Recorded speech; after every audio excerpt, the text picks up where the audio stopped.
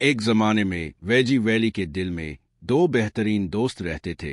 Tomato एक रोशन सुर्ख टमाटर और पतातो एक चालाक भूरा आलू। वो लीतिश गाजर और फलिया के खेतों से घिरा हुआ एक आरामदेह छोटे से बाग में खुशी से रहते थे।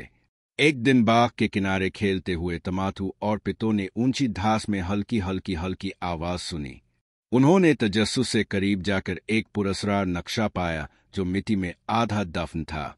वेजी वैली के किनारे पर गहरे तारीक जंगल के बीच में नक्शे पर एक बड़ा एक्स का निशान था।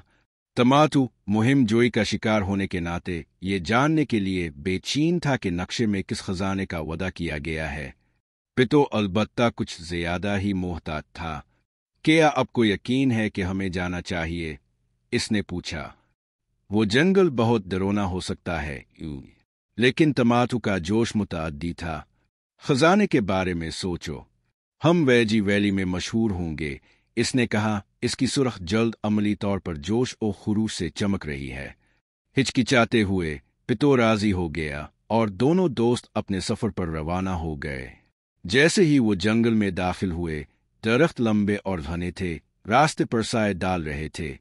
उनके इर्द गिर्द अजीब सी आवाजें गूंजने लगे और पितो को कदरे बेचैनी महसूस होने लगी। लेकिन टमाटो पुरज़्म था, एतमाद के साथ रहनुमाई करता रहा। एक जमाने में वेजी वैली के दिल में दो बेहतरीन दोस्त रहते थे। टमाटो एक रोशन सुर्ख टमाटर और पतातो एक चालाक भूरा आलू। वो लीतिश गाजर और फलिया के खेतों से घिरा हुआ एक आरामदेह छोटे से बाग में खुशी से रहते थे। एक दिन बाग के किनारे खेलते हुए टमाटो और पितो ने ऊंची घास में हल्की हल्की हल्की आवाज सुनी। उन्होंने तजस्सुस से करीब जाकर एक पुरअसरार नक्शा पाया जो मिट्टी में आधा दफन था। वेजी वैली के किनारे पर गहरे तारीक जंगल के बीच में नक्शे पर एक बड़ा एक्स का निशान था।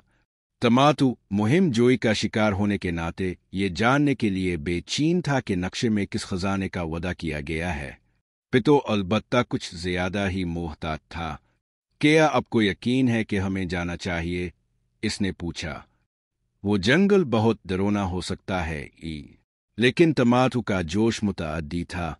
खजाने के बारे में सोचो, हम वेजी वैली में मशहूर होंगे, इसने कहा। इसकी सुर्ख जल्द अमली तौर पर जोश और खुरूश से चमक रही है।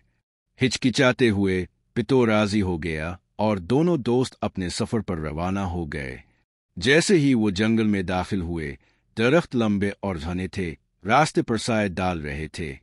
उनके इर्द गिर्द अजीब सी आवाजें गूंजने लगे और पितो को कदरे बेचैनी महसूस होने लगी। लेकिन टमाटो पुरज़्म था, एतमाद के साथ रहनुमाई करता रहा।